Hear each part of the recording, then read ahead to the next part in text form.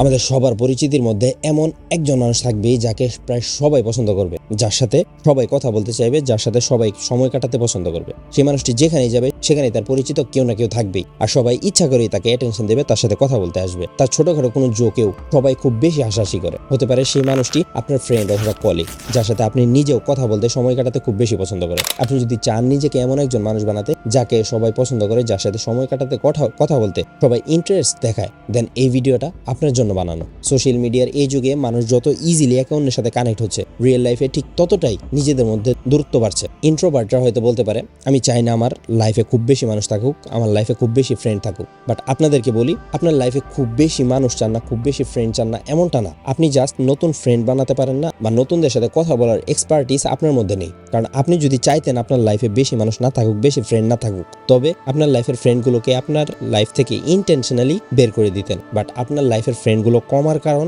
বিভিন্ন সিচুয়েশন আর নতুন কোনো ফ্রেন্ড বানাতে না পারা। পৃথিবীর যত বড় ইন্ট্রোভার্ট লোকই হোক, তাকে যদি জনমানবহীন কোনো জায়গায় রেখে আসা হয়, সে একদিনও টিকতে পারবে না। কারণ আমরা সোশিয়াল ক্রিয়েচার, আমরা সবাই চাই আমাকে কেউ পছন্দ করুক, আমাকে অ্যাটেনশন দিক।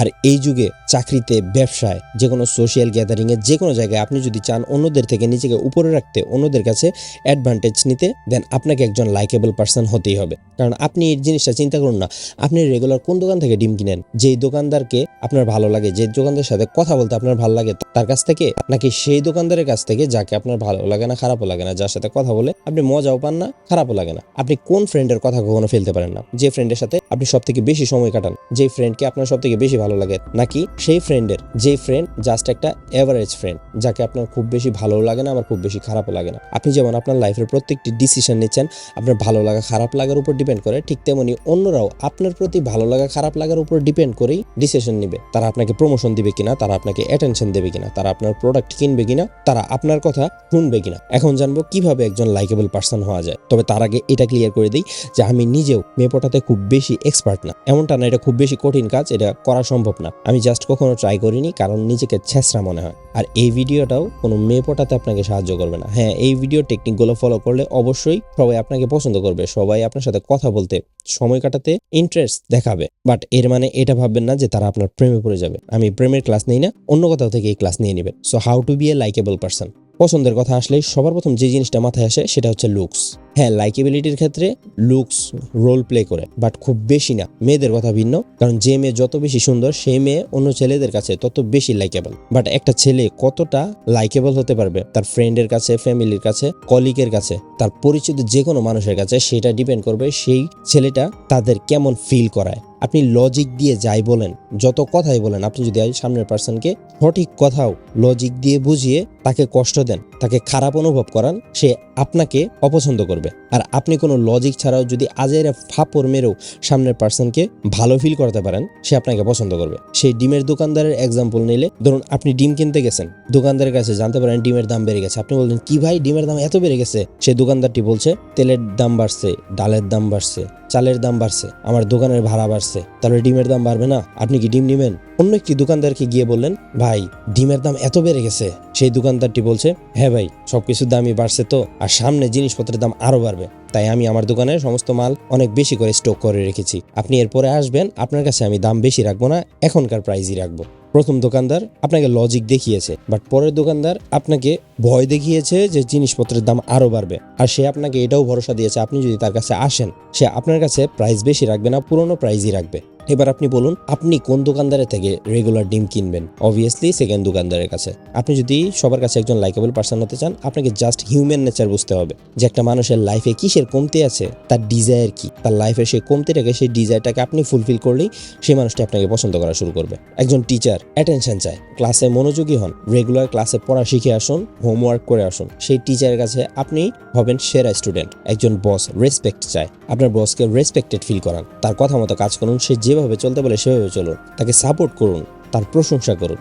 একজন পলিটিশিয়ান ক্ষমতা চায়, তার সামনে এমন পরিবেশ তৈরি করুন যেন সে নিজেকে ক্ষমতাবান মনে করে। কেউ ফ্রেন্ড চায়, কেউ কথা বলার মানুষ চায়, কেউ সাপোর্ট চায়, কেউ মেন্টর চায়। তাদের মধ্যে থাকা ডিজায়ারটাকে আপনি ফুলফিল করুন, তারা আপনাকে পছন্দ করতে শুরু করবে। এগুলো অনেকটা লাইকেবিলিটির ফান্ডামেন্টালস। এখন কিছু পয়েন্ট নিয়ে কথা বলছি, যে পয়েন্টগুলো আপনাকে সবার সামনে খুব বেশি লাইকেবল পার্সন বানিয়ে দিবে। এক কথায় সবাই আপনার প্রতি অ্যাডিক্ট হয়ে যাবে। Number 1, observe. আমার একটা ফ্রেন্ড ছিল শাকিল, অন্যান্য সমস্ত ফ্রেন্ড থেকে ওর সাথে আমি সব থেকে বেশি সময় কাটাতাম। তখন বুঝতাম না, বাট এখন বুঝি সেই সময় আমি অনেক বেশি কথা বলতাম আর আমার কথাগুলো শোনার মতো তেমন লোক ছিল না। বাট শাকিল আমার আজাইরা কথাও খুব মনোযোগ দিয়ে শুনতো আর সেই কথাগুলোর বিপরীতে কোয়েশ্চেনও করতো।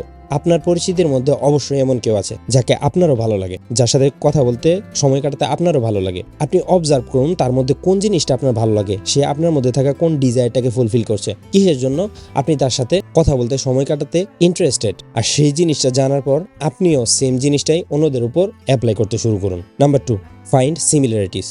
আপনি যদি একজন সায়েন্সের স্টুডেন্ট হন, অন্য একটি সায়েন্সের স্টুডেন্টের সাথে আপনার সম্পর্ক ভালো থাকবে অ্যাজ কম্পেয়ার টু একজন কমার্সের স্টুডেন্ট। আপনি যদি একজন বিড়িখোর হন, অন্য একটি বিড়িখোরের সাথে আপনার সম্পর্ক ভালো থাকবে।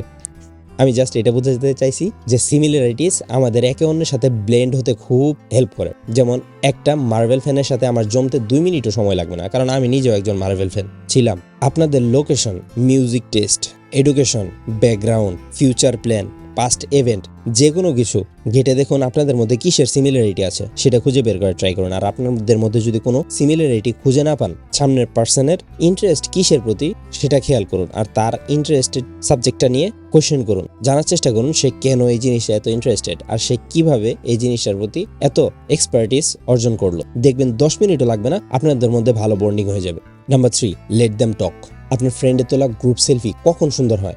যখন আপনার ছবি সুন্দর হয়। কারণ আপনি গ্রুপ ছবি তোলার পর সবার প্রথম আপনার নিজের চেহারাটা দেখেন, কে কি তাতে কারো কিছু যায় আসে না। সব থেকে বড় সত্যি হলো আপনার কাছে সব থেকে ইম্পর্টেন্ট মানুষ হচ্ছেন আপনি। আপনি যেমন চান নিজের ব্যাপারে কথা বলতে, নিজের ঢোল বাজাতে, ঠিক তেমনি সামনের মানুষটিও চায় নিজের ব্যাপারে কথা বলতে, নিজের ঢোল পেটাতে। তাই একজন লাইকেবল পার্সন হতে হলে সামনের পার্সনকে কথা বলতে দিন। আর সে যদি নিজের ব্যাপারে কিছু বলতে না চায়, নিজে যদি কথা বলতে না চায়, তাকে ইনকারেজ করুন কথা বলার জন্য। এক কথায় আপনি সামনের পার্সনকে হেল্প করুন তার নিজের ঢোল পেটানোর জন্য, আর আপনি মনোযোগ দিয়ে জাস্ট সেটা শুনুন। Number 4, create authority.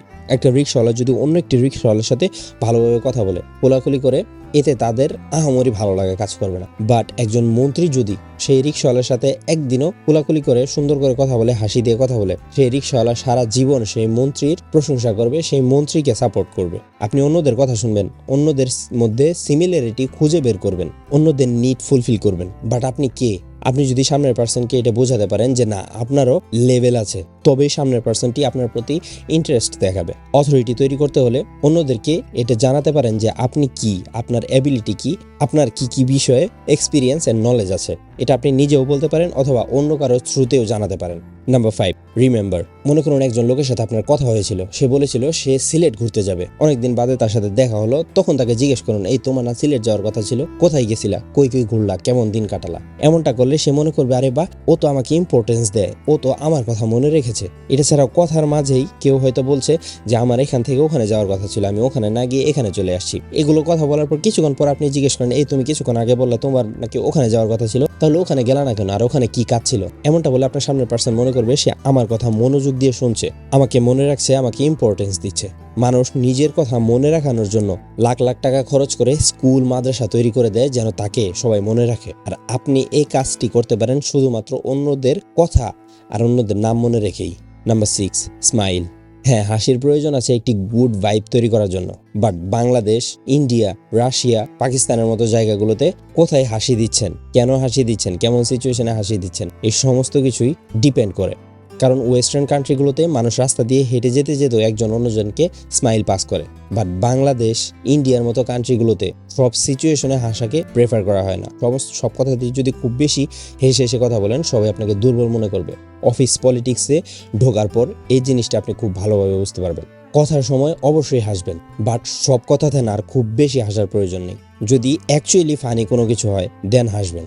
Number 7, complement ভালো ইমপ্রেশন তৈরি করতে খুব সাহায্য করে। বাট আপনি যদি ঘন ঘন কমপ্লিমেন্ট দেন তাহলে সামনের পার্সন বুঝে যাবে যে আপনি তাকে তেল মারতেছেন। সো খুব বেশি কমপ্লিমেন্ট দেওয়ার প্রয়োজন নেই, খুব অল্প আর জেনুইন কমপ্লিমেন্ট দেন। আর কমপ্লিমেন্টটা এমনভাবে দিবেন যেন সামনের পার্সন বুঝতেই না পারে তাকে আপনি ডিরেক্টলি কমপ্লিমেন্ট দিচ্ছেন। যেমন কেউ যদি খুব সুন্দর ড্রেস আপ করে আমার সামনে আসে, আমি ডিরেক্ট তাকে বলবো না আপনাকে আজকে খুব সুন্দর লাগছে, এই ড্রেস আপ আপনাকে খুব ভালো লাগছে।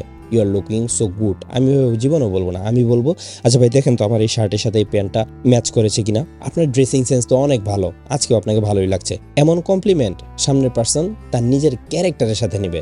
এখানে আমি তাকে কমপ্লিমেন্ট দিয়েছি, বাট সে এটাকে শুধু কমপ্লিমেন্ট নয়, তার ক্যারেক্টারের পার্ট হিসেবেও মনে করবে, আর আমাকেও পছন্দ করবে, কারণ আমি তার ক্যারেক্টারের এই পার্টটি তাকে দেখাতে পেরেছি।